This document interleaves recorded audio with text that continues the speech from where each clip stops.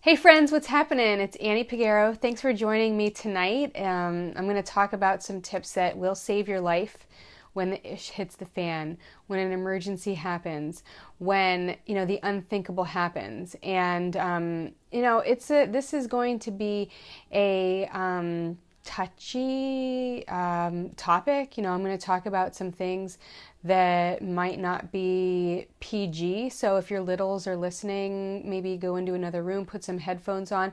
These are some tips that you are not going to want to miss. You do not want to miss this, but you probably shouldn't have your littles listening to it. So I'm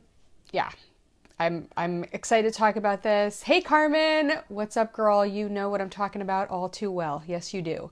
Thanks for being here live. I appreciate it. You guys, I'm a former federal law enforcement officer. I'm a military spouse. I'm a mom of girls, and I'm a personal trainer and fitness nutrition specialist. That's what I do. And my passion is helping women feel confident, energized, and strong. I love what I do now. I love it, love it. And my job as a cop has prepared me for everything that I do now. My marriage, my children, my work as a health and fitness coach. So my work as a law enforcement officer is something that sometimes when I talk about it, I'm like, it wasn't my dream job. It wasn't my passion.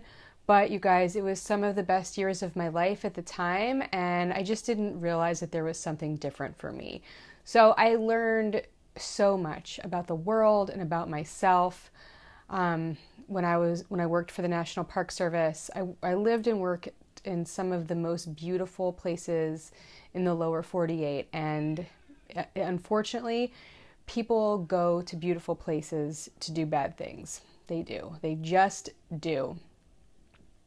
Yeah, it was, Carmen says, it was your dream job and you would never change the experiences that you had. Yeah, I mean, being able to keep people safe, do what you can to keep people safe, is seriously like just the most amazing work. And to be able to stop somebody from doing something awful is also pretty awesome.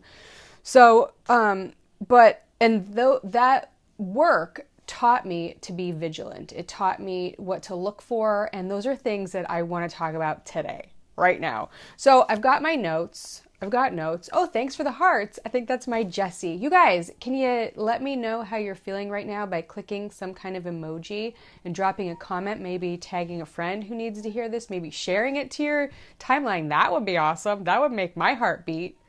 So I don't have these things numbered because that's just how I roll.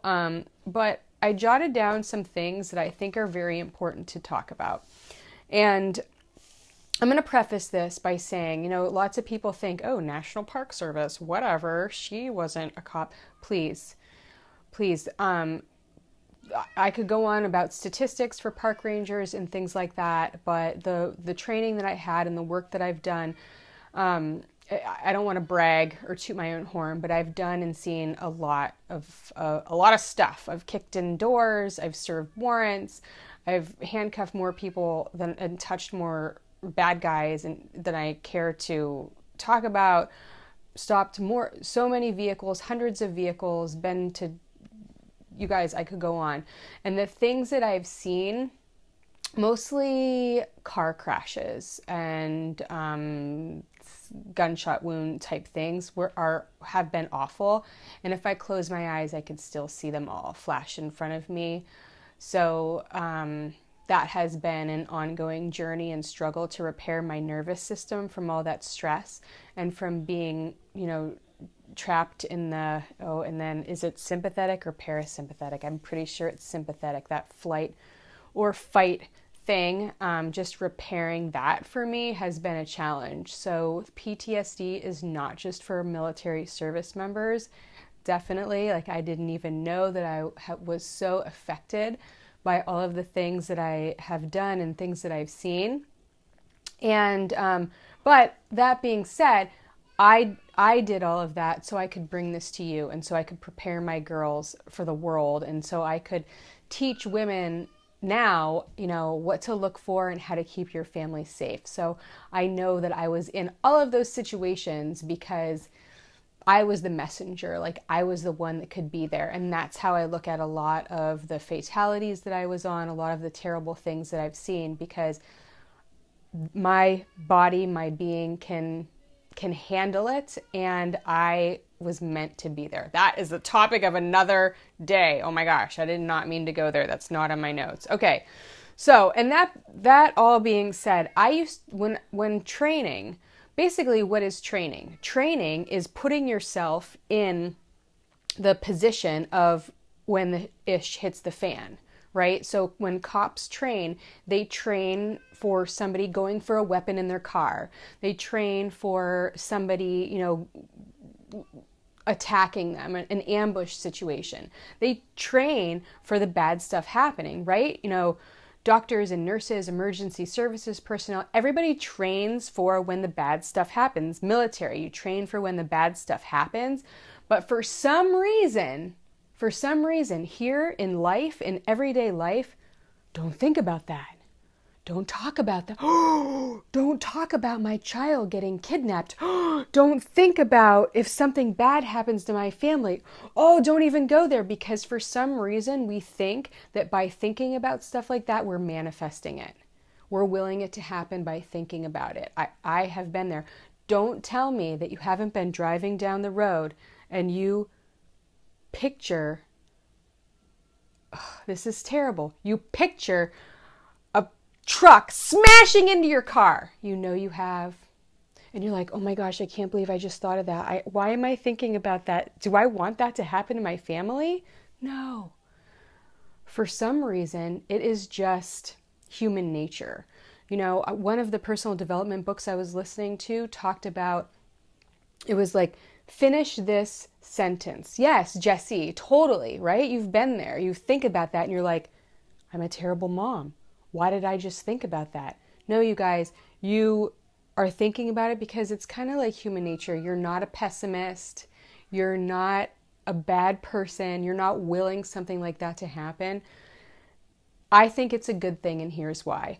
Because you want to train for the unthinkable. It is the only way to train your mindset for the unthinkable. I'm challenging you to go a step further and put yourself in a position where you are eliciting a physiological stress response. Now you're like, oh, holy shit, how am I supposed to elicit something like that? Train your body and your mind by creating some type of situation that is so scary for you. You have pins in your hands. Your heart starts to race. You have dry mouth. You are sweating. You can't speak. Your tongue is heavy. You guys, this is intense. This is intense, and there's not many situations that will create something like that. You know, I'm just thinking of a few. Maybe a rock climbing wall where you get up to the top and you have to let go.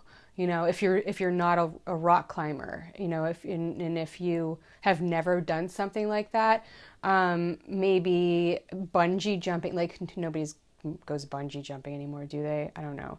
But something that has such an adrenaline dump and that causes you to work through it with fine motor skills. So that's how law enforcement trains. So you get that adrenaline dump, so the ish hits the fan and something happens, and then you have that physiological stress response. All those things start happening to you, and then you have to grab for a tool on your tool belt. You have to think, you have to do all this stuff when you're in the middle of that, because the fine motor skills are the first things that go. You know, being able to use your gun, being able to use the phone and dial 911. All of those things start to go when you're in that stress response. Now, here's something that I used to do. Let me just share this. In my former career, I used to go to as many autopsies as I possibly could. Right, you will not be able to react unless you have trained for it, bottom line. So the tips that I'm going to give you tonight are going to help you get yourself in the mindset of starting to think about how you're going to train for it. So I used to go to as many autopsies as possible, and I remember my first one. It was awful. This was in Yosemite National Park, and it was a child. It was awful. And it was a snowstorm, and I was ready. I was like, I don't know what's going to happen to my body when I have this stress response, but I'm prepared to work through it. So I get in there, and it was awful. And I'm in there, and I start to feel like I'm about to black out. I start to feel the stress response of like I'm getting tunnel vision. My tongue was getting heavy, like all of those things that I described before. And I was like working through it. I'm working through it. I'm working through this. And I felt like I was going to pass out. So I went and I sat down. Now, the reason why that I did this, I volunteered to go, because when I knew that I was going to come across those things in my work every day, and I wanted to be prepared. I wanted to recognize what that response was going to be and be able to work through it. So that was a little drastic. Like, I don't recommend going to autopsies if you don't have access to something like that. But you want to know, or maybe you should. I don't know. Can you volunteer to go to an autopsy? I mean, it is a really good training, because unfortunately this person is already dead, and it's a controlled environment. So having that stress response in a controlled environment, you're like, okay, this is what it looks like. This is what it smells like. I am going to recognize the way that my body's reacting. So that's just what I did on top of all of my other training. So, what can you do as a mom every day to prepare yourself for the unthinkable? Well, think about it. Think about the unthinkable. Thinking about it is not manifesting it. Thinking about it is preparing you mentally. And then take it a step further and talk with your spouse about it. Talk with your spouse. And if your spouse is like, I don't want to talk about this. Yes, you should talk about it, and explain to your spouse why you want to talk about it. You're like, I was watching this girl, Annie. No, explain that, God forbid something happen, you want to at least have discussed and talked through what you're going to do. So, and then talk to your children. You're going to have to dial it back a little bit depending on how old your children are, but you want to talk to your children about what to do if they get separated from you, what to do if somebody puts their hands on them, what to do if somebody takes them away from you. So you want them to yell. So you want to teach them that yelling, stop, get away from me. And when I did this with my 3.5-year-old, I was like, that's how I said it. Stop, get away from me. But I'm like, no, I have to actually yell it. So we went outside and we went through, and she's like, afraid, but I had to do it. I had to teach her. So now she knows to yell, like a real yell and this is how you win, you guys: loud, violent, and fast. And that's what you have to teach your children. You have to teach your children it's about loud, violent, and fast. And that's what I want you to learn and to take away from this, that you can't have a quiet, timid, oh, what if this is not really happening kind of response, because it is happening, and I want you to live. I want you to win. Loud, violent, and fast. And preparing yourself by talking about it is going to help you win the day. So when you talk about it with your spouse and with your child, plan what you're going to do. Plan it. Have a meeting spot. Just have a plan. Please have a plan. And then, like I said before, do things that are going to elicit a physiological response. Think of some type of activity that makes you super nervous, that makes you want to kind of throw up a little bit, and do that activity. Do it. And have your spouse do it with you. And then welcome that feeling. Be like, okay, and recognize it. Don't pretend it's not happening. And by all means, don't panic when it happens. You know what really gets me? When people are like, in an emergency, stay calm. When this happens, stay calm. You guys, how are you going to stay calm? How can you stay calm when you don't even know the reaction that you're going to have? Like when you've never had that type of reaction and you're not ready for what's going to happen to your body. So the only way you can stay calm is if you've trained for it and you've trained for that physiological response, and then you were able to stay calm in that situation in a controlled environment. So, for example, when you are on your rock climbing wall and you're way up at the top and your belayer is like, let go, and you're like, and they're like, let go, I've got you. And you're like, are you sure? And you're like, let go, I've got you. And you start to like push off the wall. And what needs to happen is you need to calm yourself down by, for me, it was deep breathing and thinking, deeply and saying, I've got this, I know how to do this. And just breathing through pursed lips really helped me. That was something that helped me, and that might be something that helped you. Everybody's different. And I know that was what calmed me down, and actively thinking about getting my heart rate down so I can manually manipulate things and use my fine motor skills. Another thing that is going to help you in public is having your head on a swivel. Like always looking around when you're out and about and being vigilant, looking for things, and law enforcement says something JDLR. It just doesn't look right. When something just doesn't look right, be vigilant and call 911. Make the phone call. Don't second guess yourself, because when it JDLR, it ain't right. It's not right. When something just don't look right, then it's usually not. So don't be afraid. Don't say, oh, I shouldn't. Is that really happening?